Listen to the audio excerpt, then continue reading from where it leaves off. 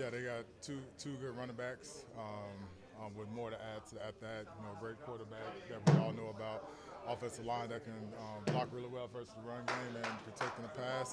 So for us, we can't really worry about the struggles or what's going on as far as the media and all that stuff because just like last week, if we don't go out there and execute, we don't go out there and do our job, it's usually gonna end up in the loss. So we can't really focus on the outside noise, but really worry about what we have to do this week to win.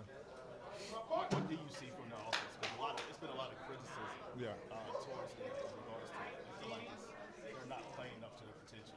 Yeah, well, for us, our main focus is stopping the run game. That's first and foremost. If they can get their run game going with the two great backs, it's going to be a long day for us. They're going to be able to open up the middle for Russell, be able to take shots off the play action pass. So for us to try to make them one-dimensional, that'll be an out advantage. And if they don't have to get the run game going, then that's when we have to do a great job on our back end of try to make Russell hitch because we know he likes to get out the pocket and make plays with his feet. So our plaster house is going to be really big this week, and just our D-line just have to get out them like they've been doing the past few weeks. Describe Sauce, the way he handles himself for such a young guy. He has this kind of seems like this unique way of it's pretty clear that he knows he's good, but he doesn't really care in his faces. He doesn't really piss people off that he's playing with. I would say just him being a rookie, his confidence and just his attention to detail. That's been the main two things I've seen out of him this year.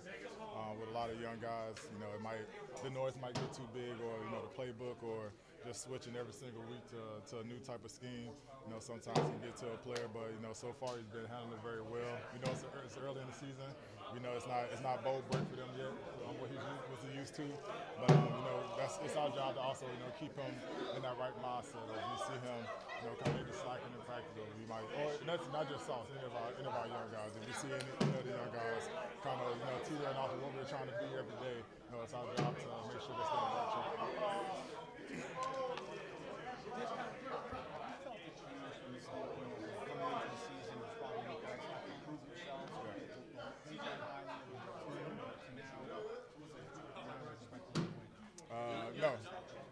No, not for me, and I'm pretty sure not for nobody in our building.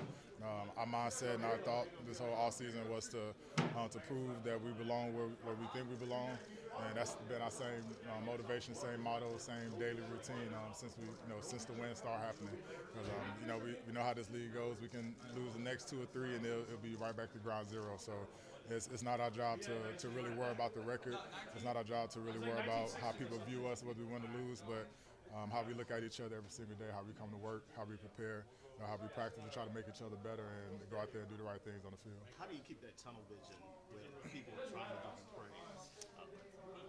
Well, I can only speak for myself. It's pretty easy. I'm a pretty even keel guy, but just been in situations like this before. Being at Alabama, always been the top team, and always getting the best from each opponent. You can't really allow yourself to slip up and get too complacent and get comfortable, because that's when the negativity started to fill in. Being in the league, it's a win and lose type of game. Players come and go based off wins and losses, so you really can't have your momentum or your mindset based off that, because it'll be a roller coaster every single day. So if you come in with the mindset of you're going to do everything you can to make yourself and the team better, and you're doing that, that's all you can really rely on.